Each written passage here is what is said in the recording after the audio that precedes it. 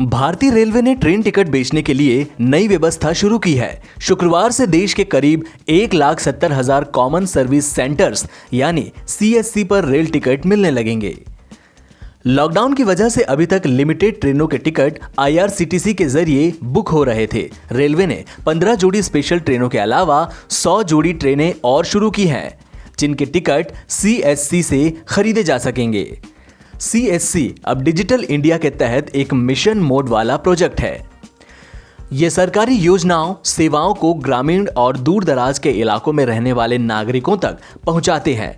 CSC पर government to citizen और business to citizen के अलावा और भी कई सर्विसेज दी जाती है। CSC के जरिए रेल टिकट बुक करने की सुविधा पहले से है। चक्रवाती तूफान अम्फान ने पश्चिम बंगाल में भयंकर तबाही मचाई है। मुख्यमंत्री ममता बनर्जी ने बताया कि पश्चिम बंगाल में अभी तक 72 लोगों की मौत हो चुकी है। ममता बनर्जी ने कहा कि उन्होंने ऐसी भयानक तबाही कभी नहीं देखी। उन्होंने PM मोदी से अपील की है कि वे पश्चिम बंगाल आएं और तबाही का मंजर अपनी आंखों से देखें। अम्फान तूफान के चलते राज्य में हजारों घरों को नुकसान हुआ है। लगभग 6 लाख लोगों को उनके घरों से निकालकर सुरक्षित जगह पर पहुंचाया गया है।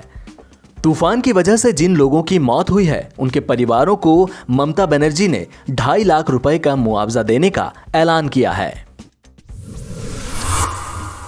25 मई यानी आने वाले सोमवार से घरेलू उड़ानों को करीब 2 महीने बाद शुरू किया जा रहा है। हालांकि बहुत कुछ पहले जैसा नहीं है।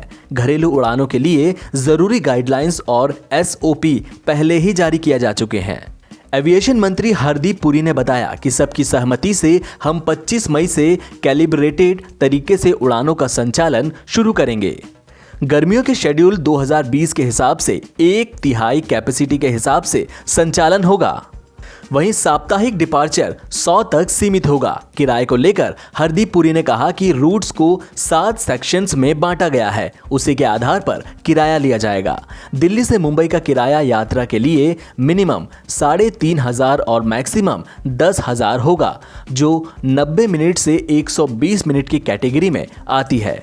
इसके अलावा 40% सीटें आधे से कम किराए पर बुक की जाएंगी। जम्मू कश्मीर के पुलवामा में आतंकी हमला हुआ है। इस हमले में एक पुलिसकर्मी शहीद हो गए, जबकि दूसरा घायल है। पुलिस और सेना ने इलाके में घेराबंदी करके तलाशी अभियान शुरू कर दिया है। आतंकियों ने यह हमला घात लगाकर किया है।